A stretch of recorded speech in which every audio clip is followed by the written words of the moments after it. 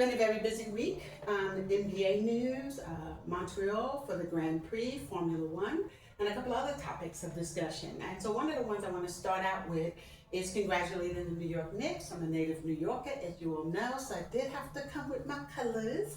But that being said, I do believe, based on the history, that the San Antonio Spurs might pull this off and bypass Shy and OKC Thunders, and we'll see.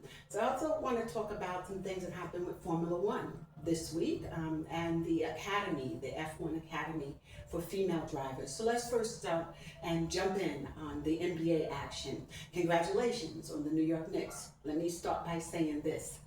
There is a troller. It is New York Knicks mentality. He's not a troller, but he's definitely a New York Knicks diehard fan. He can be found on Twitter, the former Twitter X, at NY Mentality or New York Knicks Mentality. Look for that because he has been a diehard fan for years.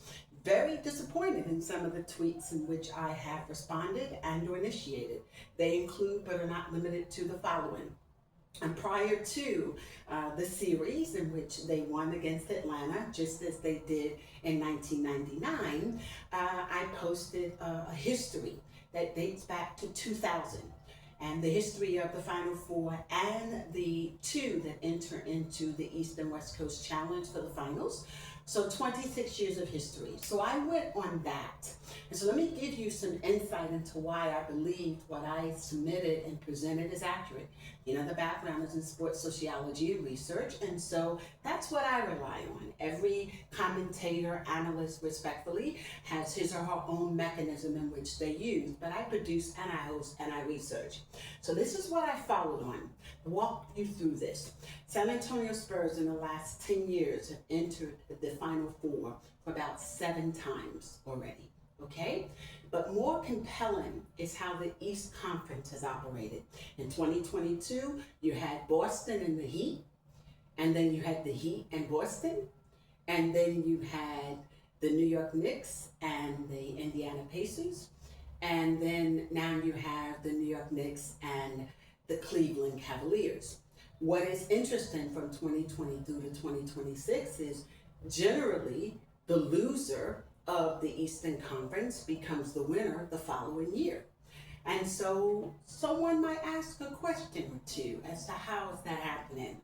That the Heat lose and then Boston wins, and then when Boston wins or loses, then Indiana comes back the following year against New York Knicks, and then the New York Knicks loses against the Pacers, and then they come back and they win against the Cavaliers. And so Donovan Mitchell, at best, if that reality and those statistics remain true, and which they are, undisputed, then there's no doubt Cleveland Cavaliers will be the Eastern Conference winners for 2027 season, right?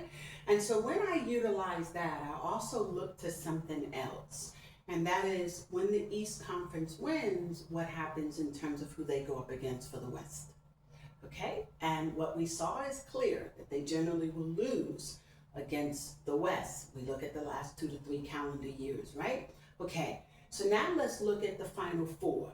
If we look at the history of the Final Four and go to Lisa Hampton _ on X, I put both JPEGs, both images up with the history. It would appear that what was going to happen is that it was supposed to be Cleveland and the San Antonio Spurs in the finals. That didn't happen as a result of a 4-0 blowout. And I don't know where James Harden was, a 17-year veteran. Every team you go on for the playoffs. I don't know what happens, but you didn't show up. You're definitely one of the best defenders in the league. I don't know what happened to you over the series, but I feel for Donovan. Donovan's a native New Yorker, so he could relate to the Knicks fan base, and he understands that in its entirety. But that being said, notwithstanding what he understands, he carried the team as best he could, but the rest of Cleveland did not show up. And I'm going to make this comment publicly, and I made it before. Years before Congress investigated the NBA, I started stating that there was going to be an investigation, that they were going to look into coaches, they were going to look into point shaving, etc., etc. One of the leaders in that space happens to be on the committee for the Energy Committee, along with Guthrie for Congress. He is Bob Latta, L-A-T-T-A. He's the deputy chair of the same committee that has initiated the investigation into the NBA. He's out of Ohio. I won't be surprised if he has some questions to ask about how a team that fared so well throughout their season, the regular season, did extremely well against the Lakers, ended up getting blown away by the New York Knicks. And I love the Knicks. I'm a native New Yorker. But you're definitely not the best team. You're not in terms of overall talent. Even respectfully, when we compare you to the 1999, you have Dennis Scott, Patrick Ewing, Childs, Ward. I remember them, Latrell Sprewell. They were the dynamics of the NBA. And it's important. His father was playing, but his father rode the bench for a great deal of the time that he was with the New York Knicks during that particular season. He was not starting in all of those games, respectfully. But there was little Jalen there, and he was enjoying watching his father participate. But when you look at what New York put out in the class of 1999, in terms of that core group, not draft class, but the who participated, you look at that talent and you compare them to these dudes from Villanova. I have a problem with that too, I'm a New Yorker, so we're not gonna hype Villanova. We Red Storm at best, or Sharks, right? So we're not gonna give hype to Villanova. That's the wrong state, wrong locale. But I understand, recognizing the importance and significance of Jalen Brunson being able to play with former teammates and or those who played at Villanova, like Josh Hart. But I'm going to say this with utmost respect, and I'm catching a lot of, online. Jalen Brunson's name should not be in the same sentence. Come a little closer. He shouldn't be in the same sentence as Steph Curry, or Kobe Bryant, or LeBron James, and definitely not Kevin Durant. We're talking about guys that got chips, 4 and 5 chips, who have proven themselves time and time again. And so I want to say that respectfully. He hasn't hit the dance floor yet, okay? And he's not, and they're not the Draymond Greens. They're not the Steph Currys. They're not the Golden State. They're not those dynamic threes, okay? They're not the triple threats. But I'm glad that they've attained Eastern Conference status. I think that is wonderful. But let us not get beside ourselves and stop giving them undue credit, respectfully. I just don't think they're there yet. And so when I'm hearing and or reading and they're in the same sentence as Steph Curry, really, or Kevin Durant and Draymond Green and LeBron James and the late great Kobe, 5 chips Kobe has, 18 NBA All-Star appearances, first team on one team only, Lakers. Straight out of high school, no D1 behind him. Extraordinary career, right? His name doesn't come up enough in the GOAT conversation. I use the term GOT, the greatest of their time. Most of you prefer GOAT, the greatest of all times. I don't think anyone in a team sport, respectfully, deserves that. But nevertheless, when you're dealing with, individual sports, that's different. But when you have a team sport, it's very difficult, and there's a lot of changes. It's not like PGA, it's not like race car driving or tennis. There's a lot of turnover over the years in the NBA, 30 teams, respectfully. And so, notwithstanding the expansion. So I just wanted to put that out there. We love what he's trying to do. We love what New York is doing, but let us also be clear that it's been 80 years. And in the 80 years since the existence of the National Basketball Association, the New York Knicks have made it to the playoffs 47 times. They hit the dance floor 3 times, and 2 out of 3 It was all 1970s action, right? The last chip that they attained, the 99, didn't bring home the chip.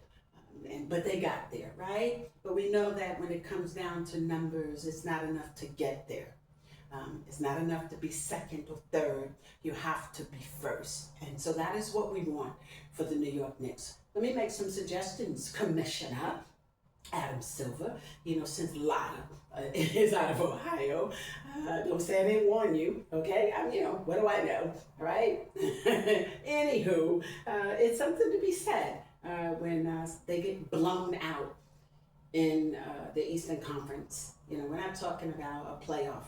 And in fact, when you look at 1999, they ran the floor against the Atlanta Hawks also. So for the 2026 to do it, we expected that. But I also want to throw out a name that a lot of people aren't talking about. You all keep giving an emphasis to Jalen, and I understand that because of his position. But let us not forget, he doesn't have a supporting cast around him. If we're gonna label them like a movie, if you will, the star of the movie and then the cast, supporting cast. OG is not a supporting cast. Briggs is not a supporting cast. Hart is not a supporting cast. They carry the NBA, and you all ought to make sure that they get the credit, and that credit is well deserved. They carried the league. They carried that team, and they made it as a result of that. And so hats off to the New York Knicks. Congratulations, my homies. I appreciate the love that New York has given you. Make sure that NYPD give them the love back. Commissioner Tisch, right? To line them up in the hundreds, to prevent them from having access to the athletes. New York fandom is something to be measured. That it has gotten to a point that they're unattainable, unreachable, and that they're not doing enough to connect to their fan base in a way that allows for those who travel to places like Cleveland, respectfully, to have that one-on-one. I had made a suggestion, and I still think it's important. It could have gone down this way, that you knew that buses were leaving New York in an effort to support you in Cleveland. What would it have hurt the New York Knicks to meet with New York fan base at halftime, or set up something special for them to sign autographs, for photo ops, or even, for farewell at the bus? Just some food for thought. That goes a long way. But it also goes a long way in how far and how long you go in the series. And one of the things Oklahoma is known for, the Thunders and San Antonio Spurs, is the love that they give to their fans. That the Wimbies and the like are able to connect respectfully, and they get out there, and their fans know who they are, and they don't make themselves unreachable, unattainable. And it's more than just optics, okay? And Popovich, he's well established and rooted in that space. MSG do the same. A lot of people in New York are not going to be able to afford to go see the New York Knicks play. Even trying to get credentials. Hello. Even trying to get those credentials is an issue too, respectfully. I don't know what we have to do, but nevertheless, media credentials should count for something, respectfully. How do we have to show up to ask for what we want, right? Okay, so imagine what our fan base has to do. Just some food for thought. So let me move along. I said earlier that it's not enough to be number two. So let's go to Formula One. At P2 was Lewis Hamilton for the Grand Prix. I think it was great. He was representing Ferrari. And so that is something to be said, because the winner, everyone knows, is Andrea Kimi. Antonelli, respectfully, 19 years old, four-time champion of the racing Formula One family, indeed. I know that George Russell, we had high hopes for him. He had trouble on lap 30. I was there. I loved it. I thought it was great. He had experienced some, I think, engine trouble. They haven't been very public about exactly what transpired, but there were some high hopes for him. He represents Mercedes. I think this particular race, this Grand Prix in Montreal, happened to be one of the first times, respectfully, as much as we've been following it, where the actual garages were going neck and neck. them coming out of the Mercedes, right?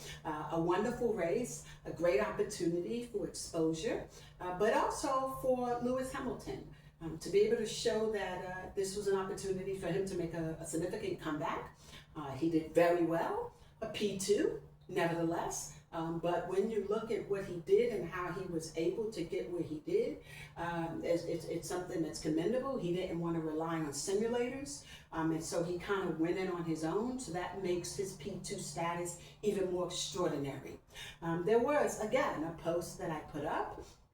We do recognize Lewis Hamilton as being the only African American in Formula One, or black in Formula One. So we know that he's British. There's some who deem him as African American. He's not African American. He was born and raised in the UK. Bubba is American, but he is with the motorsports. He's under Michael Jordan's brand. Formula One is a different family, respectfully, of race car drivers. They're not NASCAR. Okay, so let us not get them confused. A lot of people do. But interestingly enough, he has been marketed for decades, from at least maybe the last 12 years or so, if I'm right. Could be wrong, since he started out, and then that would include amateur and professionally, as being the black race car driver. So it was interesting that Formula One Network, as well as, and I know you hear the cars revving up, right? That's good. Montreal is still on fire because of that, literally and figuratively speaking. Nevertheless, what was important about his win was that he's constantly being labeled the black race car driver.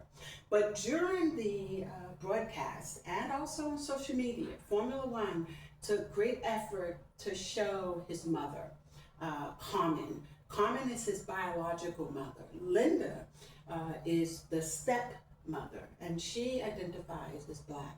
But Carmen is a Caucasian woman.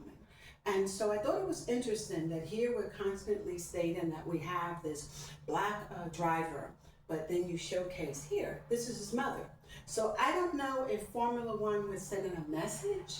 I don't know how to interpret that, but I do know I got a lot of flack from his online fan base. he has a hive also, okay? And so his hive fought back, and I've been blocking you, and blocking out the background noise. This is what I do, like it, love it, or hate it. I don't care. I said what I said. Does he get to cap, when he wants to? What was the purpose and significance of them constantly identifying him as the black driver, but then you showcase here he is with his mom? Now, I think that's fine. He's biracial. And so let us respect that. And let us not get caught up with the 1857 Dred Scott decision of the Supreme Court of the United States. He's from the UK. So one drop rule doesn't apply anyway, respectfully or legally, or figuratively speaking. But since everyone went out their way to constantly remind us, that he's the black driver, then I don't think it's fair to do that and say that, and then to code switch, midway through the races and say, now he's P2, now he's a winner, look who his mother is. So I don't know if that was subliminal messaging or if it just happened to be she's in the garage. A lot of times when wives or girlfriends and others are in the garage, they are showcased, okay? Who we did not see in the garage was his father. And that would have been nice to have had his family there. I think someone mentioned that they didn't see Linda there, maybe not. I know they didn't show her, and I didn't see her. And so I don't know the particulars around it, and I don't run a gossip channel, okay? But nevertheless, so I know you all expected me to throw out Drake's lyrics from Iceman. Enough said. If you haven't heard it, Drake kind of comes for, Lewis Hamilton about, I thought you liked fancy cars, but you ended up with an old car with a lot of mileage, I say nothing else, respectfully. I'm in Canada. So we gotta recognize Drake. At least that's what they say. They the North. We the North, it stops in New York. Nevertheless, anyway, let's go back to formula. What was the formula? The formula was a 19-year-old showcasing his talent and letting the world know that he is still in control. But it was the F1 Academy, and it was Alicia. And the F1 Academy consists of female drivers, and it was extraordinary to see these women work the tracks the way they did, and Alicia was amazing. Unfortunately, 3 women disqualified, or penalized, including Lloyd and Lawson. Didn't really know all the particulars surrounding what transpired. They were very quiet about them being penalized, but they were. Again, an issue not necessarily for Formula One, a conversation that was had. Are there any young Black women that are interested in driving for Formula One? Do you point the finger and blame Formula One for the fact that we may or may not choose to be an ingredient in that space? For people who presume that it's not a sport, motorsports is not something that we do, it is. It was very diverse. I posted some video footage for 3 reasons. The first was I wanted to be able to showcase the diversity of the sport, but I also wanted to showcase we only generally get to see the fans while they're observing the race. We don't get to see how they actually get to the race. And in Montreal, Quebec, they have a transit system called STM and another one called REM, R-E-M. And they mandated that the participants and the attendees utilize their transportation to get on the island. It's off the Lawrence River, a beautiful area the circuit is. I had been out to the circuit on May 7th. Before the races. I posted that on Lisa Hampton _, so check that out if you can. It's just a self-care day. I kind of went out there to see what's out there, what's going on, know my way around the park. Respectfully, it's a beautiful park, and so to go back on a day that they had conducted the actual race was a very great opportunity for me to be able to see what do people have to do to get here. We hear a lot about the paddock. We hear a lot about Cosmos. People paying $10, $15, $11, $20,000 to be there, paddock, to be in the Cosmos. We hear about the after parties, but what about everyday people who save up their money all year long to make an investment so that they, in fact, could be there? And those were the people I wanted the opportunity to speak with. Those were the people I wanted to observe what it took for them to get there. I wanted to have an opportunity to see what a ground pass experience was like. And so there are 3 different videos that I posted, and the ground pass is for those who are going to pay about $195 CAD, which is Canadian dollar. That is 169 US. And so that's what they pay to bring their family and their children out per person with lawn chairs and the like. But most of them are not entitled to official programs. So I gave a little checklist of things to Formula One that I thought is important. It's those families that's on the ground pass that should have had an opportunity to receive respectfully official programs. The official programs were supposed to be sold. They were not. But what would it have hurt to give those core groups, those working families, an opportunity to be a participant, but get the t-shirts and the program? At 195 CAD, you guys could have done that for them, but they weren't entitled to that. The programs were reserved respectfully for those who were in the grandstand, meaning those who were seated, and obviously those who would be in what we call the skybox. They call it paddock or Cosmo, and so that's where they got to stay. And so that is what my wrap-up is for this week in sports. I want us to chime in to see what's going to happen and go forward. Again, congratulations to the East Coast Conference champions, the New York Knicks. We're now waiting to hear who's going to be the East Coast champion for the NHL for hockey. Right now it's Canadian Montreal, and they are against the North Carolina Hurricanes. And so I like to post up both flags and say it's a battle of the Americas, respectfully, for the East Coast Conference, and to see what happens there. The series right now is 4-2. And so let's see what happens. Canadians have been winning. They have been very successful. Go Habs, go. But the Canes have been equally successful in this run and this journey for the Eastern Conference. So by the time I check back in with you all, and you check back in with me, we'll find out who's winning everything, who's got that victory. Congratulations, New York Knicks. Hi.